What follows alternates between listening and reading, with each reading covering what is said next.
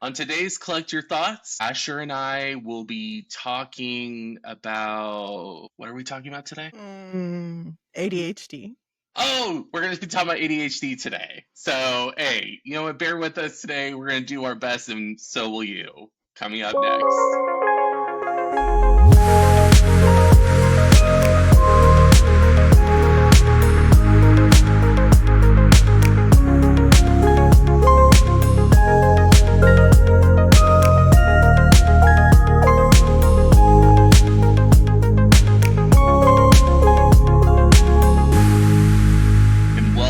To Collect Your Thoughts. I'm Sean Millhouse, LPC, licensed professional counselor. And I'm Asher Morgan, LPC, licensed professional counselor.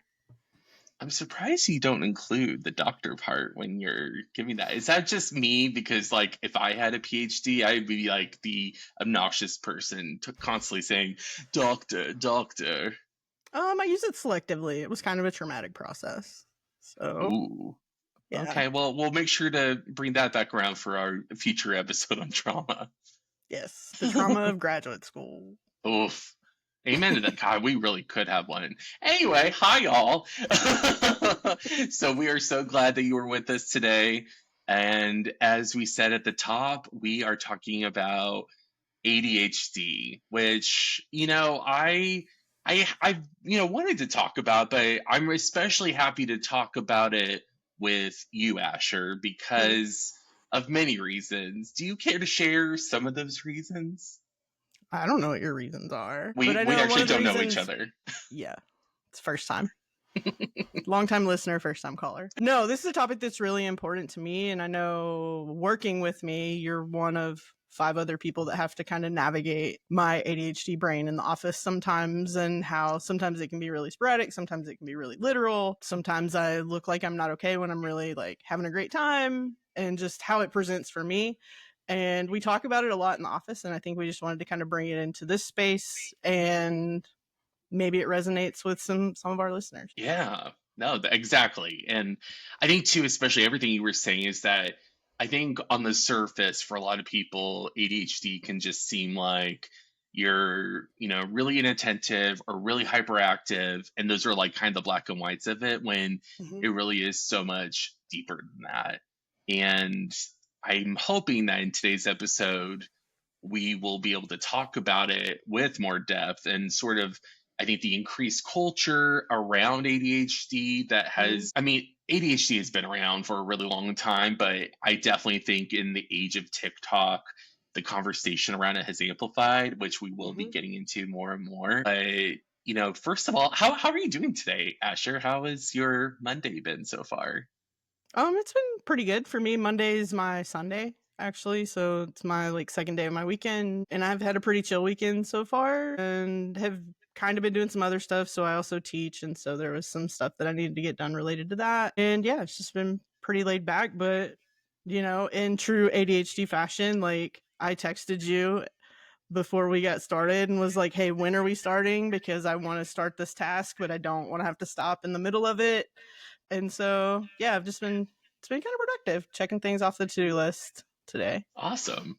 No, that's good. And I really appreciated that you texted me because, we had kind of set like an unofficial time, but I think what I'm learning, not only from you, but also from the years of work I've been doing this, like the being clear and having like concrete instructions on that is really important. But then also, like you said, I relate to that whole having a task and not knowing if you have enough time for it. And sometimes just thinking about it is the amount of time it would take to do the task. But like at the same time, sometimes it's not. So it's sort of a crapshoot. Yeah. Yeah. It's always up in the air.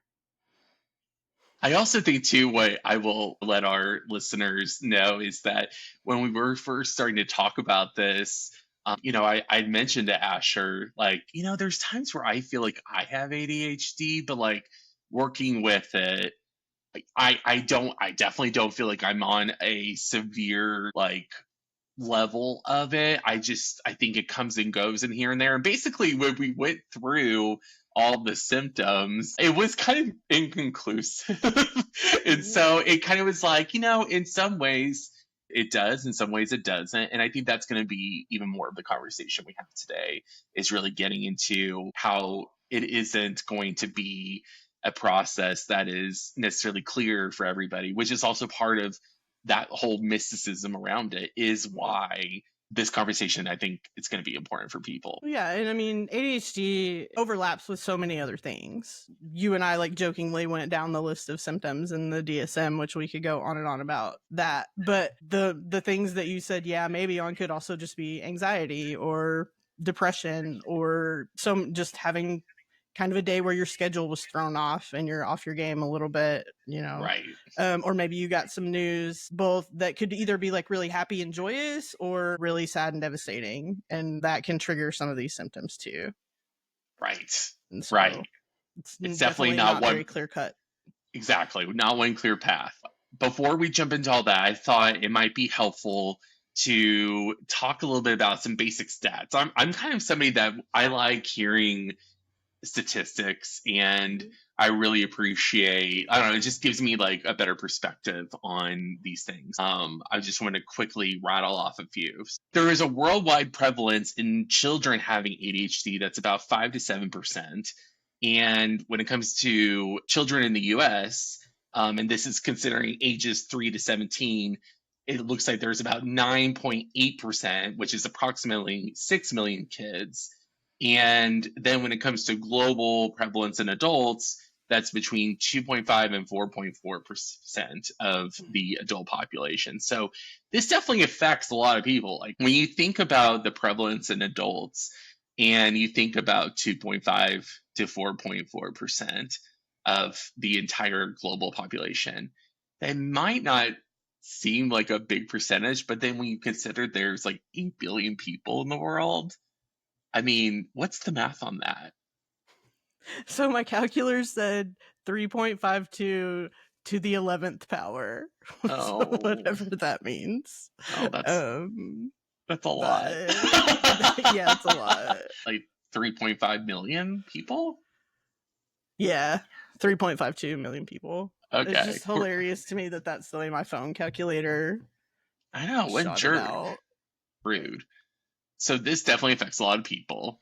Now, the diagnosis rates have increased over time, and apparently, according to research in the US, ADHD rose by 42% between 2003 and 2011, and that was according to the CDC in a 2014 study. What do you think is behind that giant? I mean, 42% is a pretty large number. What do you think was behind that? I mean, I would say probably research and understanding, because I think about the stigma of ADHD when I was growing up, and it was predominantly, which you haven't covered this shit, but I know it's coming. It was predominantly diagnosed in like boys, because they were Yeah. hyperactive, they couldn't sit still, they couldn't focus, they weren't getting their work done, maybe they were combative. And so it was classified as like a behavioral issue, Mhm. when in reality, that's not what was going on. And I think just more education, more research, and more acceptance, just like so many things in our culture and society. It's like we know more about it. And so we've become more accepting of it. And because, I mean, I graduated 1999 to age myself. And so before that, I can remember like being really negative where I grew up. If you had ADHD, especially if you needed Yeah. medication for it, like it was so stigmatized. And now it's like we've swung completely to the opposite side of that spectrum, where it's almost like normal and everybody feels like they have ADHD on some level, whether they have meds for it or not. Or have gone through the actual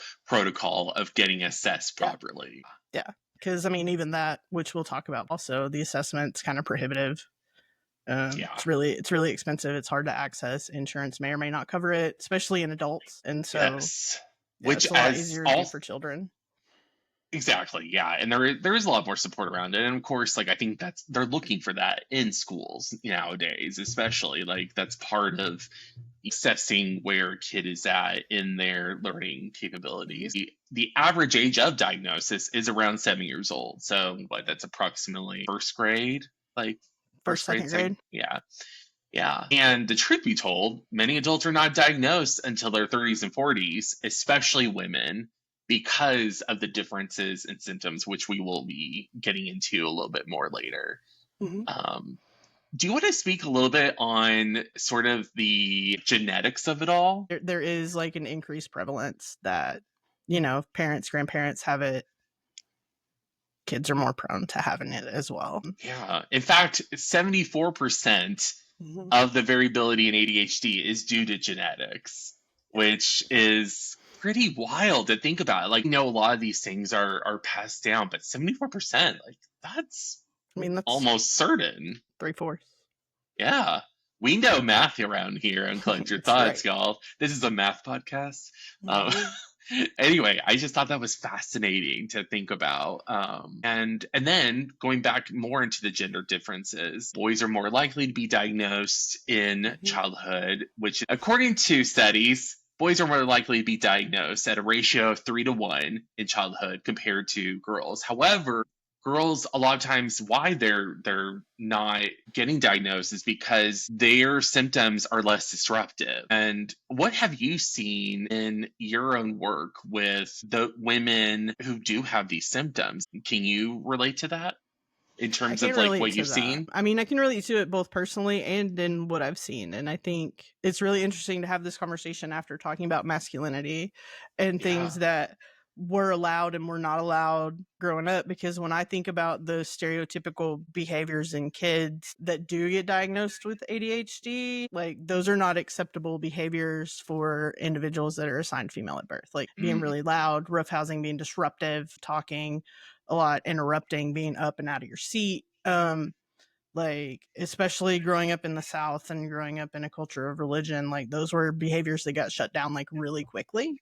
yeah. And you just learn to kind of mask and play a role. But also this other type now, which ADHD's been updated recently, I guess, in terminology as a weird way to say that, to where it's now broken out into hyperactive type and inattentive type, which inattentive type is what we formerly knew as attention deficit disorder or Yeah. ADD. They've combined them now. And that's typically the behaviors that we see more prevalently in those that are assigned female at birth, of just like being kind of aloof, not paying attention, not interested in things. Daydreaming.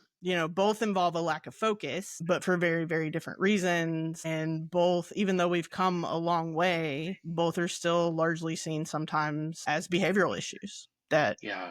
like, you need to pay attention or you need to calm down, when in reality, it's more about like how the brain is processing or not processing information. And there's a lot of people who, I think it's definitely changing. Hopefully it is. I will say I don't have any children, so I don't know what it's like.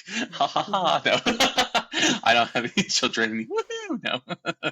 And I have to imagine that there is a little more understanding and other kids might know about it, but I don't know. I remember when I was in school, and there were kids that were really disruptive in ways that weren't really behaviorally focused, but really just like, it's like they couldn't sit down, or Mhm. they couldn't stay focused, or they would just blurt things out. I remember at the time being like, gosh, like, what is wrong with them? Where's their self Mhm. control? Thinking, like, why are they acting up so bad? Like, don't they know, like, this is not the time to do that?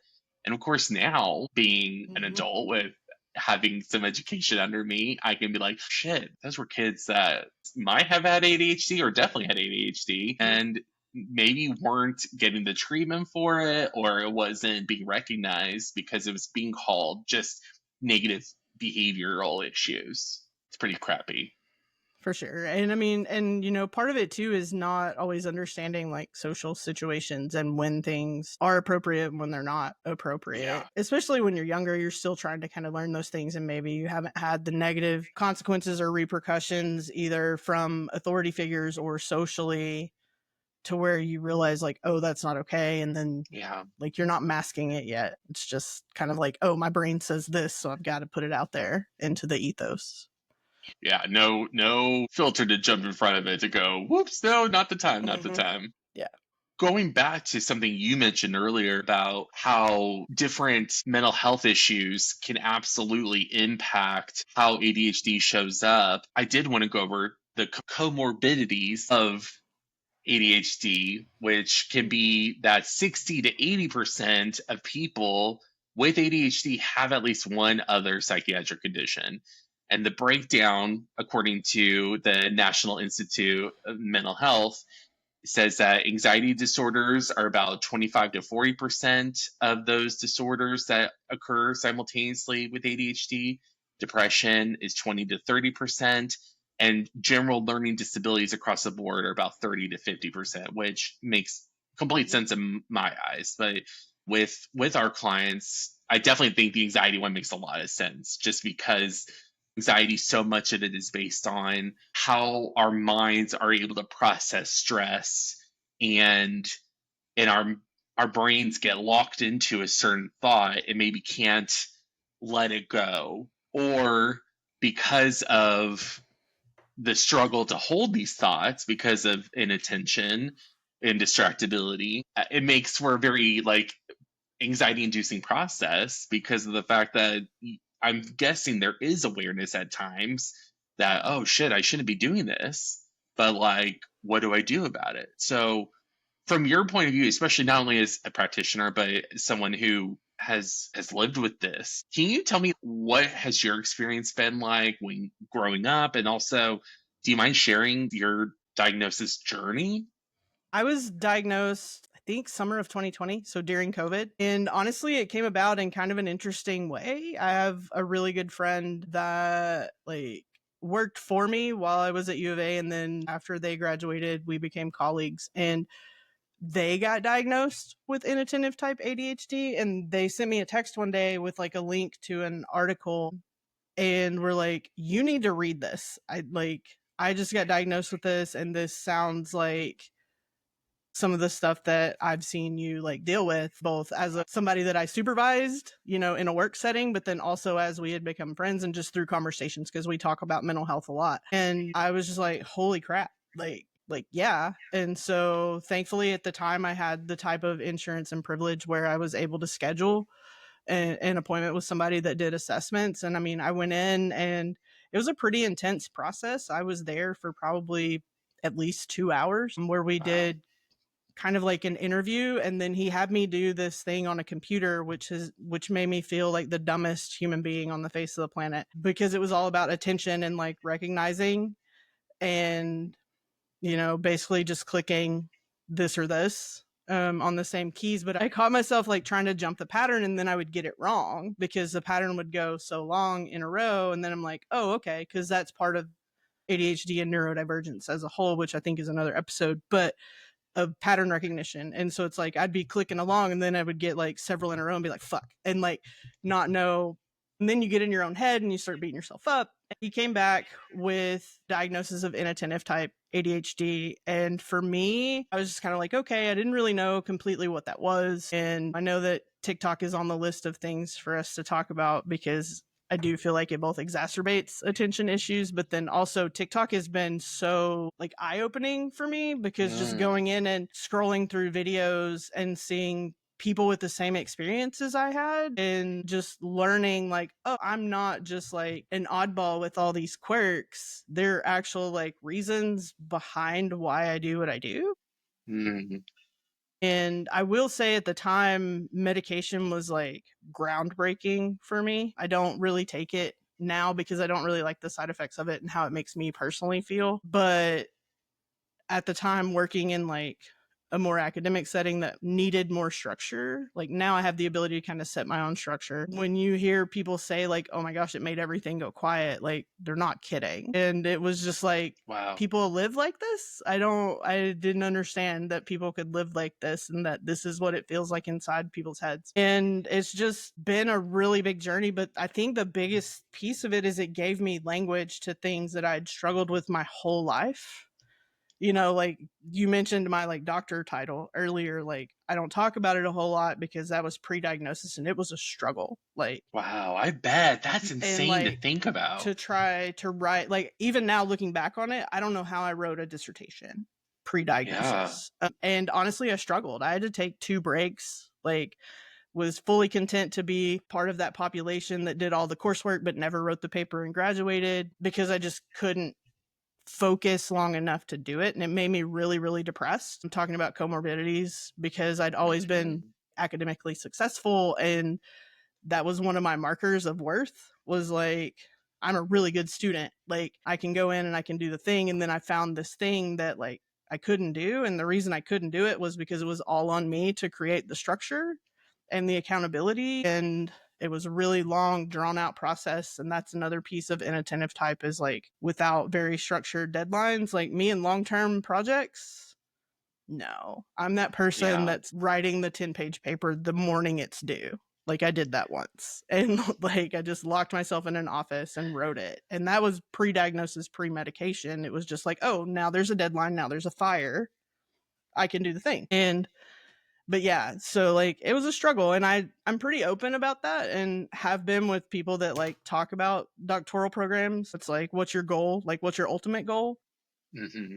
for doing it? Cuz I knew going in that I never wanted to be like research faculty. And so, like, it's cool to have the title, and I did a thing that not a whole lot of people try to do, but it took a toll. And Yeah. I try to help people evaluate, like, is that something that they want and feel like they actually need for their lives, depending on what their goals are. So Wow. Yeah. that No, felt really that's rambly. no, no, no. That was like really insightful, and I mean, especially I remember my own grad school experience and how stressful that was for me. So to imagine that with it sounds like the intensity of the symptoms you were experiencing, doing this thing that was to better your life, and also with your identifying so strongly with being a good student in education, that must have just been so taxing.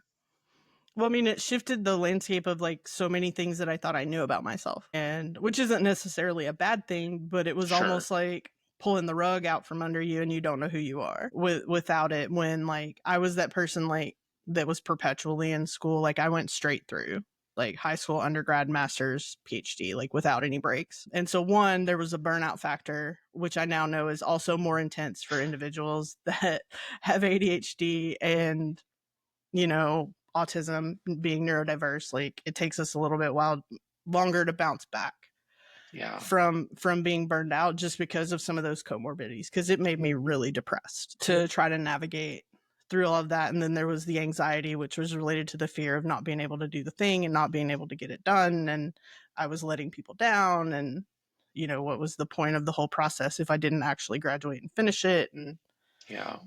like So much it's pressure. intense, it's a lot of pressure. Yeah. And I a mean, it's a lot of lot of it, pressure honestly, period. though, is like self-induced. Like the system and the ivory tower like creates it, but it also creates a system in which a lot of it, like, you internalize it.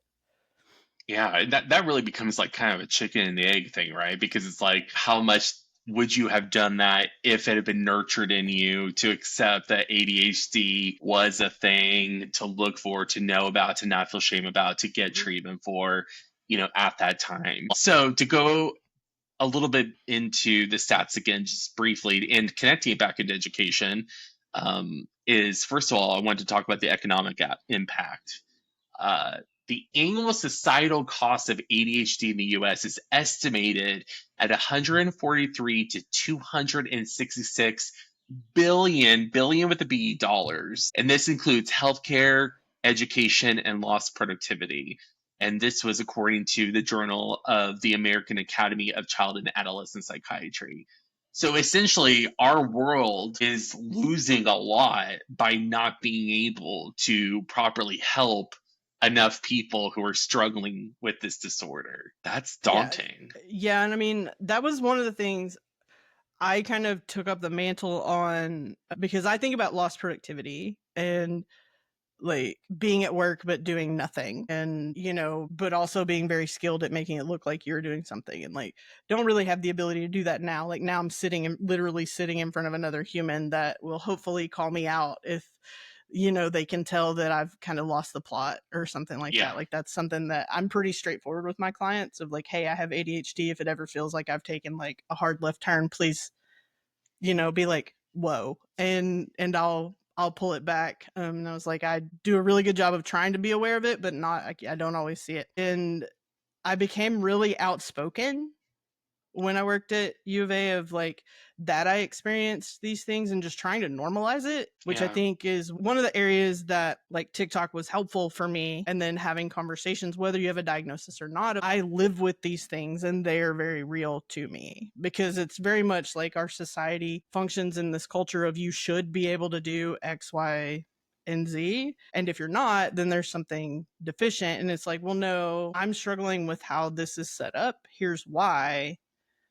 Can we create a different system that works for me? Or this is the system I have created where we're getting to the same endpoint, but like my path looks different than your path, and that's okay. And here's Yeah. why. And that's like one of the things that I feel like our education system does a disservice to people is like we all have to follow this exact same path, learn the exact same things the exact same way, when it's like our brains aren't meant to do that. Right.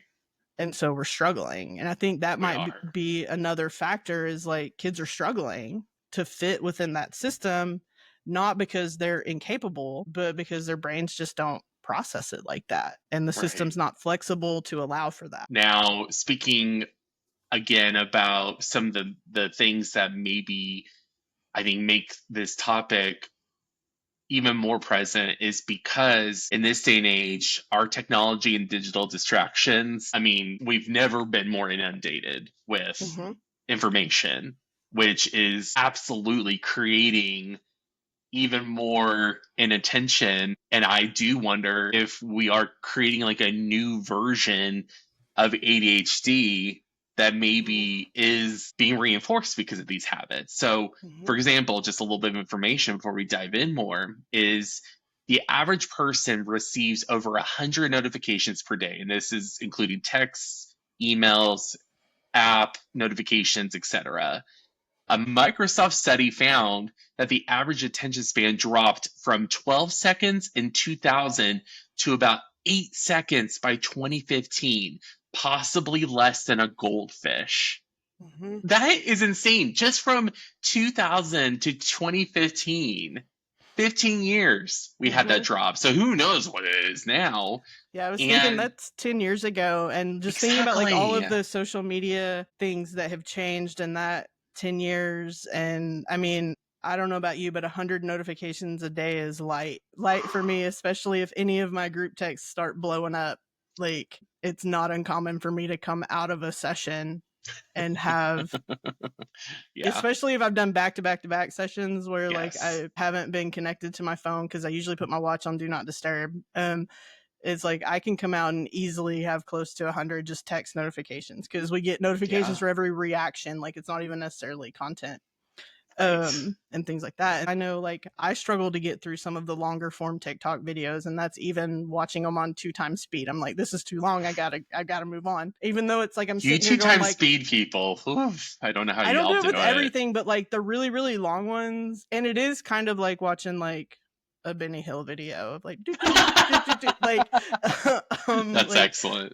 but it's like I want to know what they have to say, but I'm like it's taking too long. Like how can you Yes. synthesize this down? And if I feel like they can't get to the plot, then I just move on to the next thing. And that's us being like beholden to the algorithm. Yeah. No, I will say you are right though. On I don't do it with podcasts or music. I don't. Ooh, if people do that with music, then I don't even know what's happening in this world. Which I guess they do because of all those songs that show up on TikTok, the fast version, the sped up version. But like, yeah, I definitely know, especially when I can see this is a longer TikTok. I'm gonna hold down that screen so I can get that faster video because I'm curious about what they're saying, but I don't want to wait any longer. Which Mm-hmm. also feels it says a lot. It says so like it's almost like I don't have enough time for you and your like important thoughts. Mm-hmm. But But at the same also, time, some people ramble. are you listening to podcasts and audiobooks in slow motion? You mean normal pace?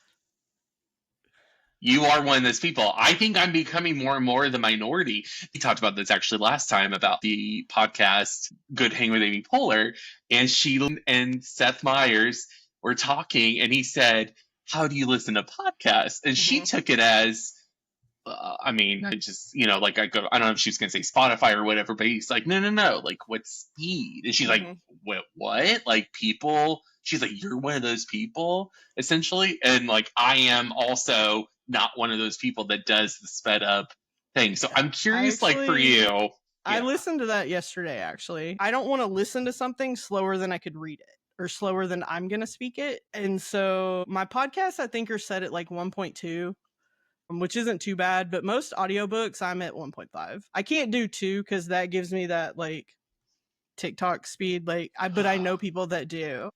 Yeah. And it's like, I just need it. I need it to be able to keep up with my brain. And like at just straight one, it sounds like they're talking like this inside my head. And I'm like, no, like I need it to be like moving a little bit quicker. That's so, it just, yeah, which I mean, this is definitely educational for me because, like you said, your brain handles it better versus for me, I'm like overwhelmed and I feel like somebody's like talking at me like in an aggressive way when it's Mhm. sped up. But also, it makes me go, gosh, like, are people just looking at me going, I wish I could fast forward your freaking face right now? Talk faster, Sean. Somebody is listening to us right now at 2 times speed, probably. Yeah. And that is, hey, you, how are you doing? How are you doing? Like, I just want to throw you off. That's how it feels like to me.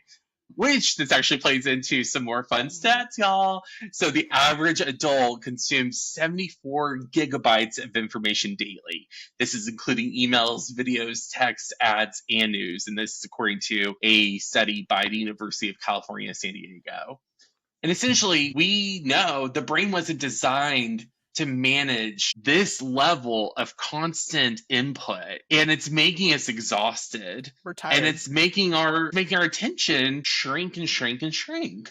And Mhm. so retaining information now feels next to impossible for a lot of people, and myself included. Like, I feel like as I've gotten older, I think it's partly an age thing, but also because of social media and the way our world works, there are so many times where I'm like, if it doesn't make it into my long term memory bank, like it's like it didn't happen.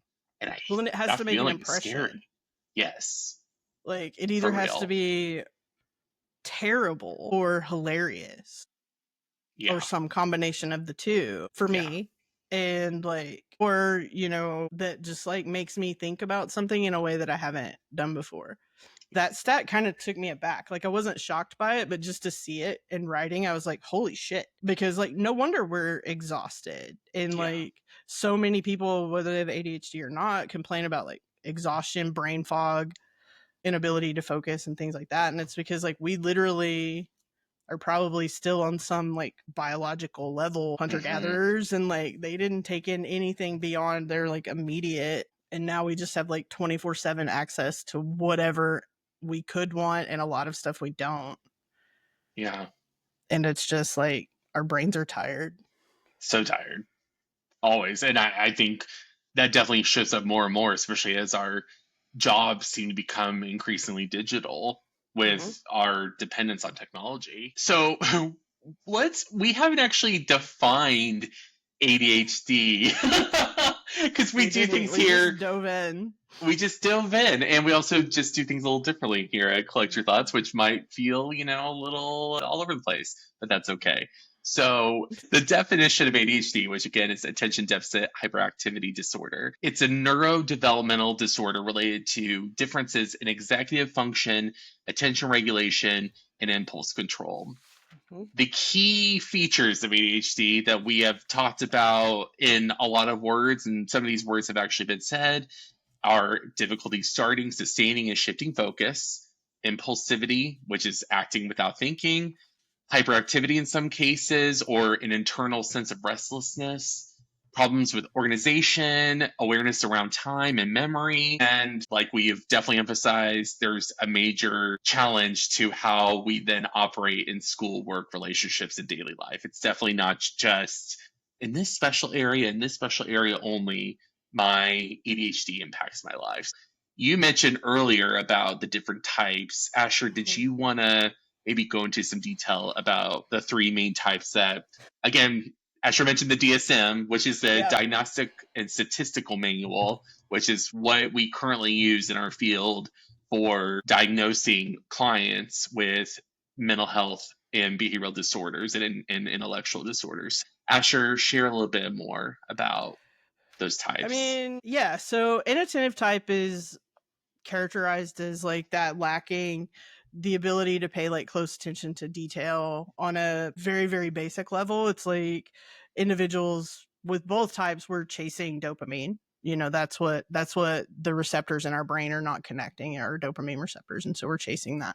And with inattentive type, it's like if it's not giving dopamine, like we're not doing it, or we have to like almost like hack our brains to get us to do it. So that's where you Mm. see like an increase in gamifying things. Like we have to make it fun, or there has to be some type of reward structure. But you might be talking to me, but it's like I don't seem like I'm paying attention because I might also be doing something else, fidgeting or something else. And I know that I've experienced this with a lot of people in my life where they're like, you're not listening to me. But as soon as they stop talking, I can literally tell them back exactly what they were saying.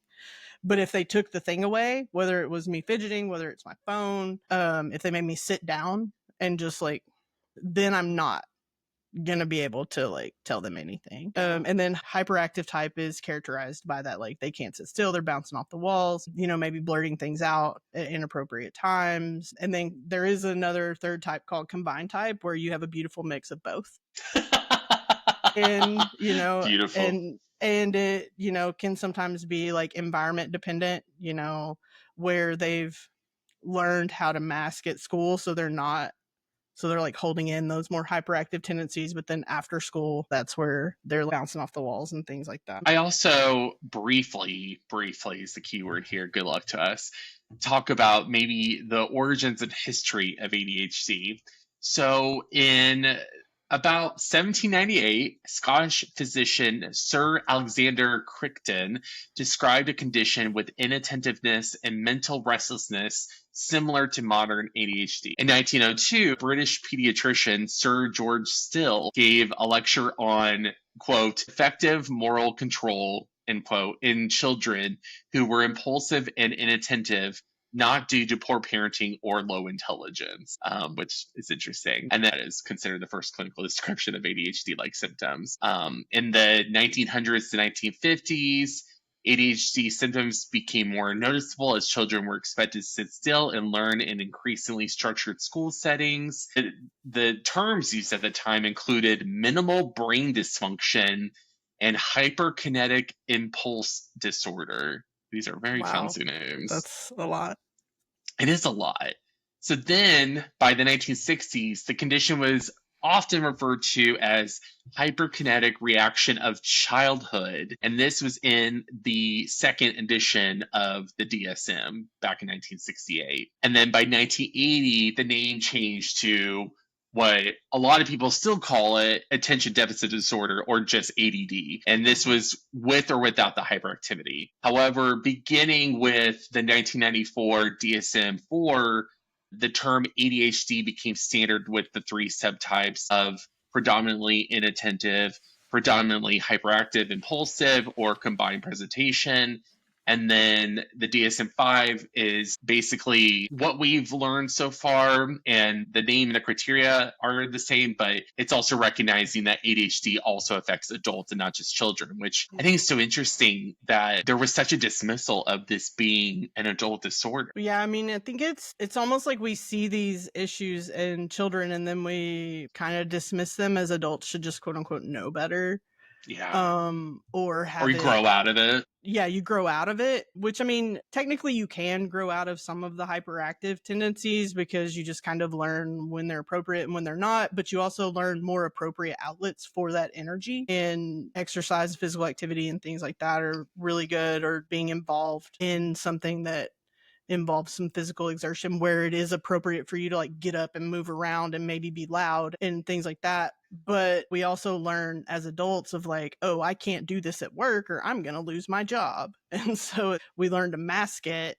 But that's where, you know, those other comorbidities come in of like depression, anxiety, because it's like we're holding all this stuff inside and Yeah. putting on this face of something that we're really not, and that's exhausting. And then on the flip side of that, the inattentive side is like we're trying to pretend like these systems work for us when they don't, and we may or may not Yes. have the flexibility to be able to create new systems and structures. Yeah. It makes a big difference, especially, I think the focus now on understanding ADHD as a neurodevelopmental disorder as opposed to just a Mhm. behavioral disorder, I Mhm. think is such a big one because it really is homing in on the fact that this is about executive functioning, attention regulation, Mhm. and impulse control, and not like I'm just being a brat, which I think Right. is what people often have associated with in the past. Well, and so I know that this was on your list of things for us to talk about, and I'm really, really early into it, so I'm almost hesitant to talk about some of it too much. Is like doing this training on like ADHD and to become like a certified ADHD professional. But one of the things that has been talked about so far is they've done MRIs, so like brain images of individuals with ADHD and individuals without.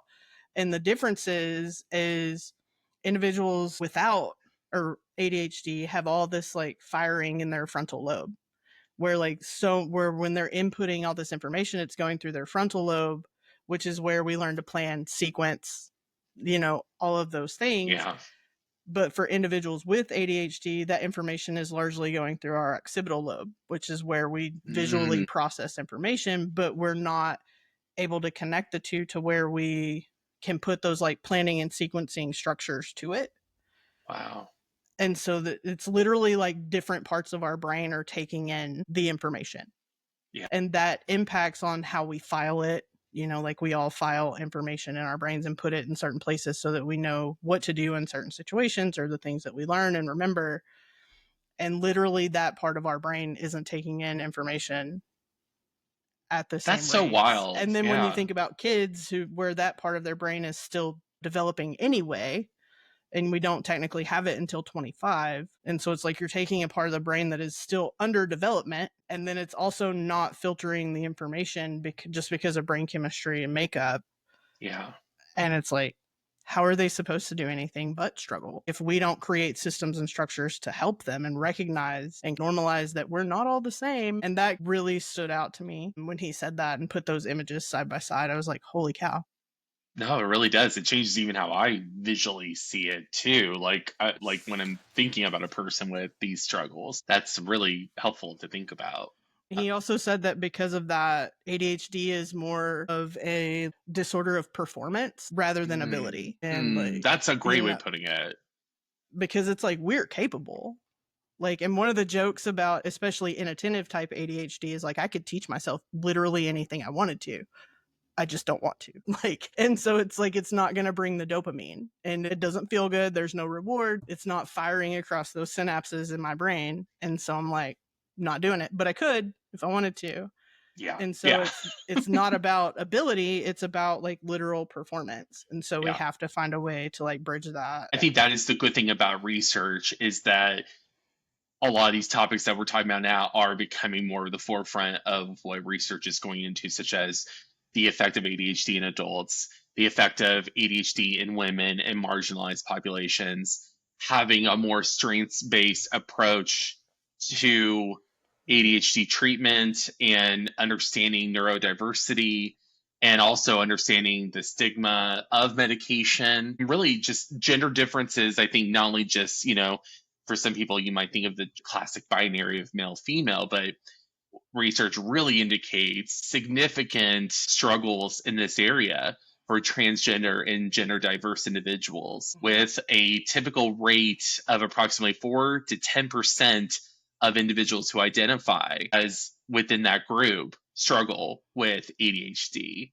Mhm. And I think that that is it's really it says something that we have these adults that are already such a marginalized group in the treatment in society. And then they also, on top of that, have a 4.3 times more likely occurrence of having this struggle Mhm. than the average cisgender peer or whatever. That's tough. I have seen research too that like part of that relationship is that individuals that are trans or gender nonconforming are also like exploring norms essentially, like, and Mhm. so they're more willing to also explore, hey, what are these differences in how I take in information? And for a lot of them, not all of them unfortunately, like their families are also kind of traveling that journey with them, Yeah. as well as like schools and other systems. And so we see it of like, hey, we're pushing boundaries in multiple areas of our lives and challenging the norms. And it just so happens, like, in this case, we're challenging the norms of like brain function and performance in addition to gender. And there's like just one of the theories for why that relationship is there is that we're constantly pushing back against norms. There's so much of that, I think, going on culturally.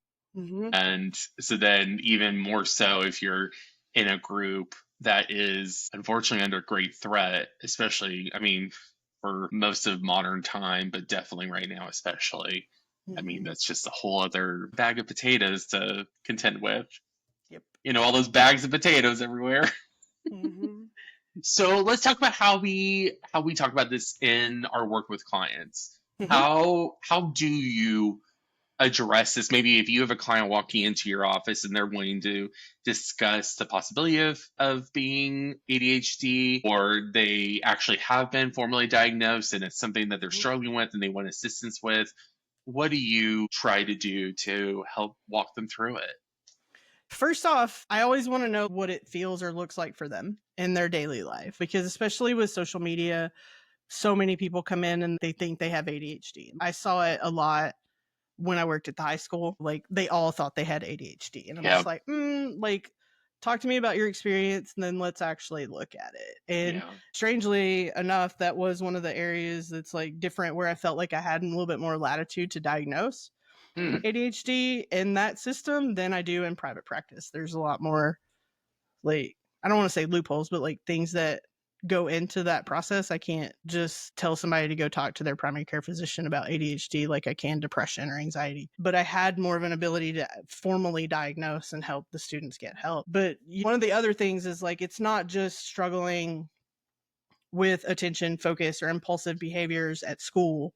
We need to see it in two or more settings. Like, are Hmm. you struggling with this at school? Are you struggling with it at work, at home? Like, maybe Your you need to, yeah, relationships. your relationships, if you're a part of a church or a different community organization, do you struggle with these things in that environment? It's not just, hey, when I'm at school, I really can't focus.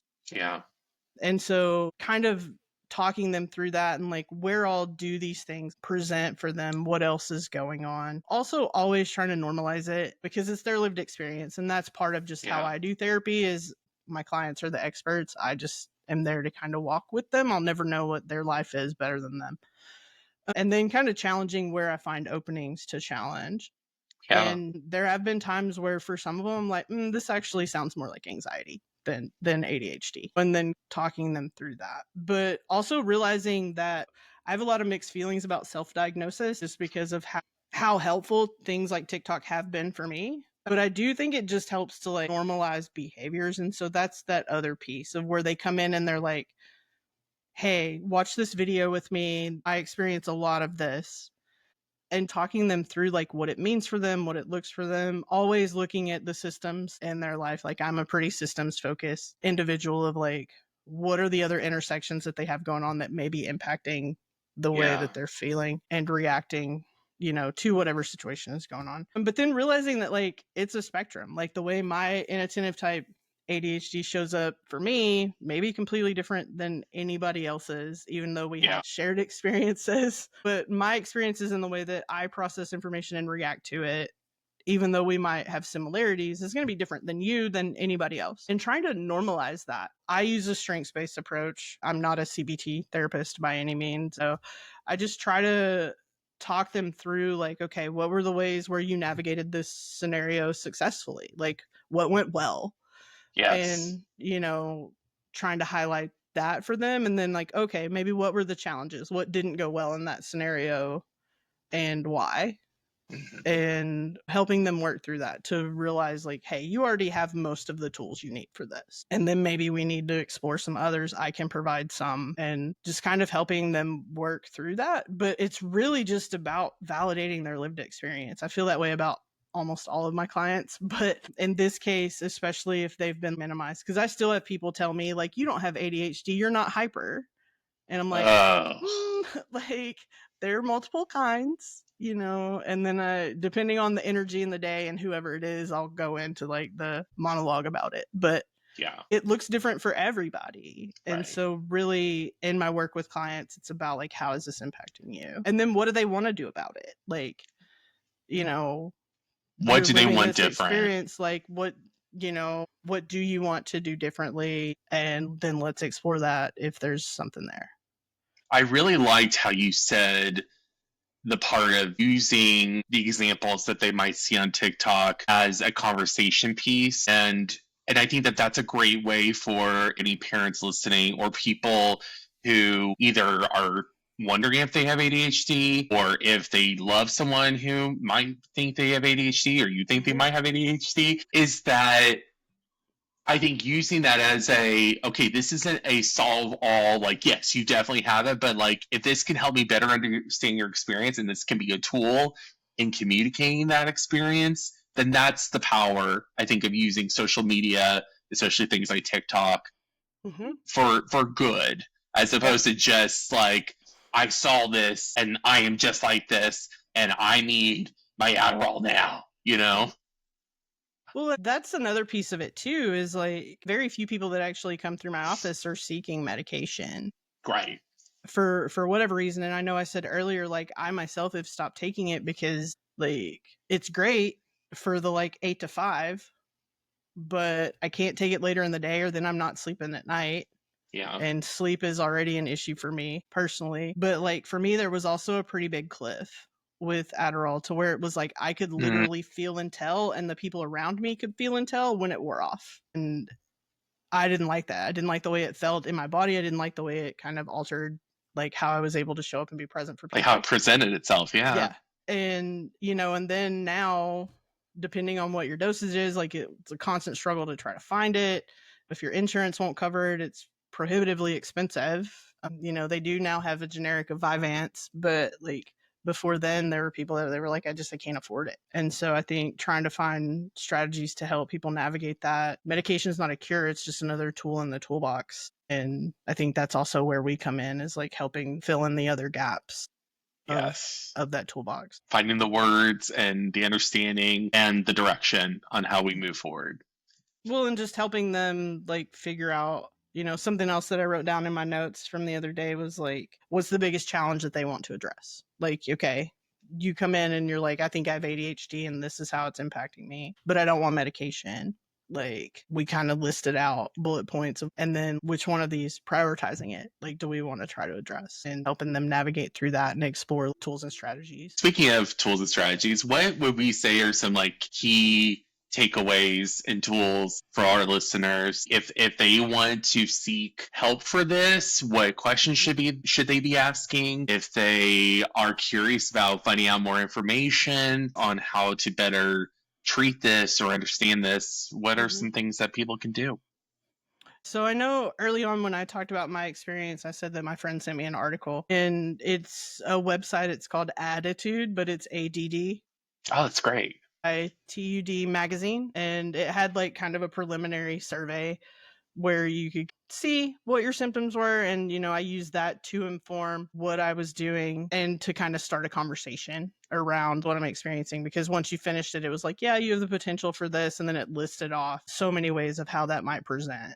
Mm, And then you kind of go through that. Some other things that I use, progressive muscle relaxation is always good, trying to help people kind of tense and relax their bodies. And where are you feeling that in your body, while also being aware that that and mindfulness might not be great for people that have like a ton of other trauma. Being in your body might feel really uncomfortable and triggering, and so that might be something we have to work towards. But then I mm, think just like trust your gut. If you see a video or you take in an article or some content, or you're having a conversation with a friend like I did, it never hurts to talk to somebody about it. It's better to have the conversation with somebody that you trust and explore it. I mean, like I said, some of my clients, I've been like, this actually doesn't sound like ADHD. It sounds more like anxiety, maybe anxiety and depression. And something that I have seen with my clients is some of them have almost like some therapist trauma where they've tried to have these conversations and they've been shut down.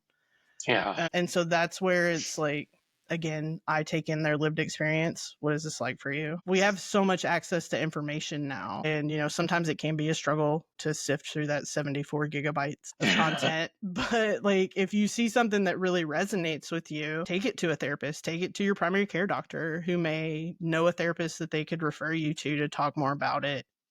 Or potentially a psychiatrist. There's a lot of times psychiatrists, they specialize in mental health and mental disorders in general. I think there's a lot of pressure on general practitioners to be like this referral stream, which, that is part of their job.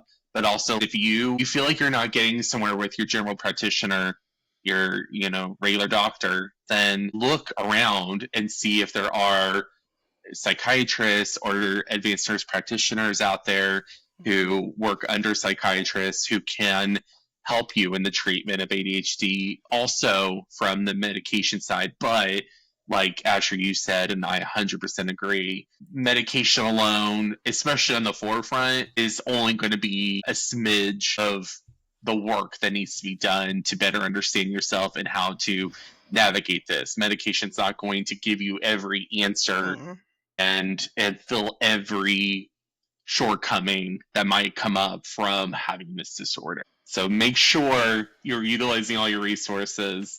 And I wanted to make sure too that I mentioned this, which was something you said last week, Asher, when we were talking about this subject, which is, and I'll set it up for you to speak on. When it comes to people who go, I tried meditation, or I tried to do the progressive muscle relaxation or this or that, and it just isn't really my thing. I tried it once and I didn't like it. It didn't do anything for me, or my mind just kept racing. What is a response that you have for that?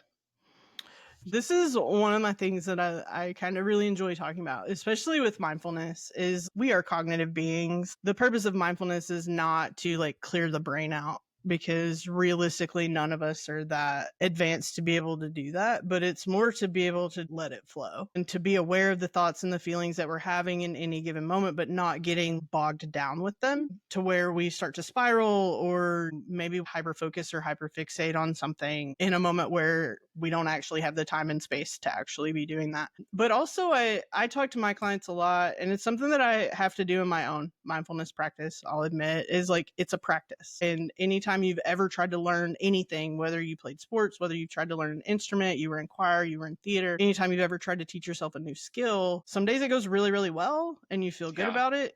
And then some days it's just trash and you don't feel good about it. You hate it. It was a slog to get through, or maybe you just scrapped it for the day. And the point about it is to show up again the next time, and to keep, in this case, you're just showing up for yourself. And hopefully over the long term, you feel like that trajectory is going up, even if the data points are like a scatter plot. And I think that's really important, is like, especially with mindfulness, like nobody likes to sit with the thoughts in their head, because they're overwhelming. There may be a lot. You may have a lot of trauma or self-deprecation, or like, what we could probably do a whole episode on, like intrusive thoughts, and if they're actually intrusive thoughts or just like weird things that pop through your head and what the difference is. But those things are really difficult to sit through. And I had a client once that described it as learning to like visualize himself sitting in a field and there are clouds going by, and he just kind of pops them, like reaching out with his finger to like pop them, almost like a little game. I love that. Of like, I'm aware of it, but boop, I'm gonna make you like not getting stuck on you today, and to just kind of like enjoy the scenery and enjoy the clouds in the sky, but to not get like fixated on anyone in particular. And I think that's really hard to do, because especially also, talking about social media, we get latched on and enraged by whatever the latest headline is, or we think we find something that's just like ridiculously hilarious, and it's all we can talk about and we want to share it with everybody. Like, I feel like I experienced that. Those are my two ends of the spectrum. And like, instead of just taking it in and just letting it pass. Practice is the only way you get progress. And I think people don't want to hear that. They don't want to think about our minds and our everyday actions are just like working out. And the same is with our practice in our minds and in our everyday decisions that we are using or not using. You can't be surprised when you stop dedicating energy towards something or don't try more to develop that as a skill set. that you're going to have struggles and you're not going to be a natural, likely, especially if you have ADHD. Sitting with yourself, like you said, in silence or quiet, it's that the goal is just to practice sitting there. It's not Mhm. to make the thoughts go away. It's not to have no thoughts at all. It's to be able to live with your thoughts and to eventually, in a way, make peace with the moving clouds and maybe even get to a point where you don't even have to pop them. You just are like, yep, there they are. I'm good. Yeah. But you know what? In the meantime, Mhm. popping them is perfectly fine. Well, and I also think with mindfulness, you said something that triggered like one of my other, I don't want to call it like a pet peeve, but you don't have to just sit. Like you can be mindful Right. doing literally Yes. anything. And I think I told you the other day when we talked about this, like one of mine is mowing the yard, Mm, like especially during spring, summer, early fall. When I'm feeling like really, really overwhelmed, I love it when I can go mow the yard because then I just get that moment gets all of my attention and focus of yeah. like just making my little rows and going about it. But then I'm also seeing progress through the yard. And it's one of my most favorite places to think because I can think about stuff and process it, but I don't get bogged down with it. And there's even been times where like I had to stop mowing in the middle and just go like journal something out because it's like I hit a moment and it was like, oh, this is what you're actually like dealing with. But you can find mindfulness doing anything. Like it can be a walk. You know, I've known people that turned washing the dishes into a mindfulness practice, literally just being Taking a present. shower. Yeah, with whatever you're doing and being aware of the intentionality and just you're not distracted. You're just present with yourself Yes. and kind of what you're feeling and what you're thinking. And we also have this misperception that we have to just sit crisscross with our hands, fingertips touching on our knees. Yeah. And that's one of my least favorite ways to be mindful and to meditate. There's some really interesting research on all of that, and mindfulness can be a really beautiful thing, but we also need to demystify it a little bit so that it doesn't sound like just another one of those like hippy dippy like ooh la la words. I'm still learning more and more about this, but I'm fascinated by it is like neuroplasticity is like when we Mm, practice these things, we can literally form new pathways in our brain, but we yes, have to keep at it. Like one offs and being yes, like, that was terrible. I'm never doing that again. Like that's not going to help you. You have to yes. keep showing up and doing the thing and you're not going to like it every day. I'm a very visual person, so for me, I always appreciate when people said it's essentially rerouting when the tires in the dirt are going one direction, driving over them in the new direction. It takes time for those new grooves to form. And sometimes it's hard to tell what's what, but if you keep doing it, eventually the grooves will set in and the old patterns will fade. But Mhm. you're right, you have to No, I keep love that. I love driving that on the image.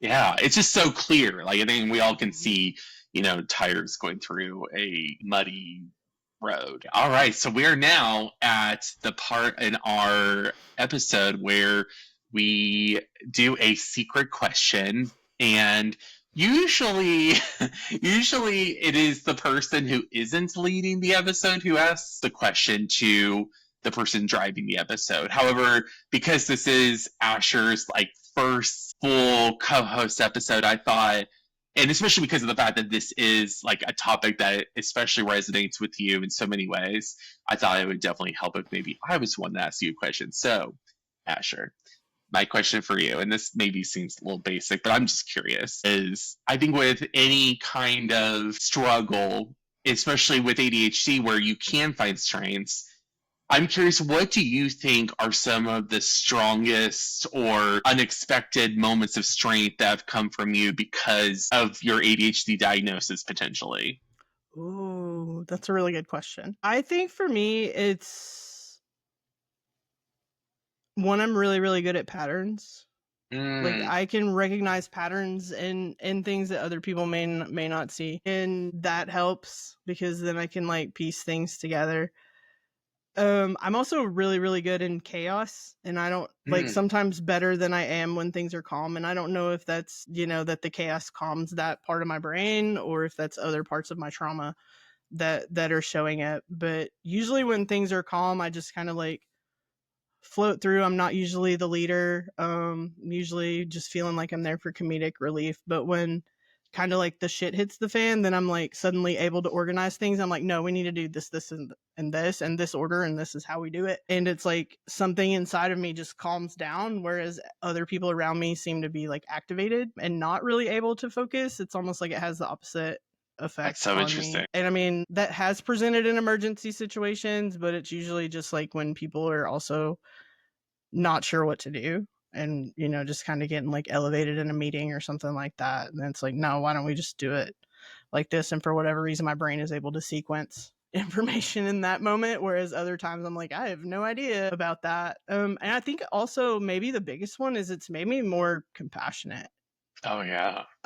towards the fact, especially, thinking through my education process and then working with college students and then teenagers and now my clients in my practice of just like, we're all out here kind of in a Sisyphean way trying to push a rock up a hill, and we're not all having the same tools in the toolbox. We don't all have the same skills and strategies, and it's different, and just learning to be compassionate of like, oh, well, maybe like you're having a challenge with something that's a strength of mine, and how can we work together to try to figure that out and help each other up this hill today, and to just realize that we're all kind of struggling with our own things, and then also being able to communicate my own through that. That's great. I'm so glad that you like have been able to, I'm guessing with time and introspection, been able to find those traits in yourself. And those are all really great ones to have. Thank you. Yeah, you're Yeah, welcome. I'm always interested. Yeah, I live like in introspection, so just swimming Yeah, around in this head all the time. it's true. I can vouch for that as well. Just say that, yes. And there's always some good thoughts that are formulating, if not entertaining ones. Next So, to or everything usually a like the list. combination of both, which I Yeah. always live for the ridiculosity. And we have now approached our final part of the episode, which is talking about our shout outs. These are things Yeah. that we are either grateful for and or excited about. It could be people, things, places, all the nouns. And Asher, I'm curious if you have some shout outs that you would like to share.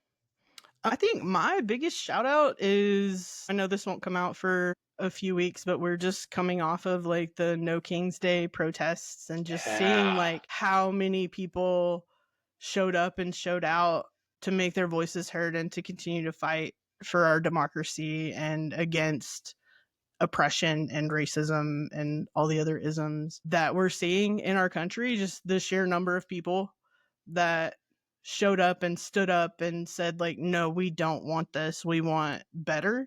I know that it's just one of many starting points, and there's still a ton of work left to do, because that was one of the things after the election that like I just felt so alone for a little while, of like Mm-hmm. so many people chose this, and then seeing that Yeah. this past weekend of like, no, I'm not alone, not even remotely close. And so I think that's it for me. Like, people that showed up, showed out in all kinds of weather, Yes. because I know here in Northwest Arkansas it was storming and raining for a Yeah. little bit, and like people showed up in ponchos and still were out there with their amazing signs and making voices heard. I Uh, think that's how we push back, is like finding our community and then realizing we're not alone. And and that so gives hope. That gives, like you were saying, it makes us feel hopeful. I think about all the kids out there who are maybe scared right now, seeing all of those demonstrations. I think I read there was over 2,000 across all 50 states.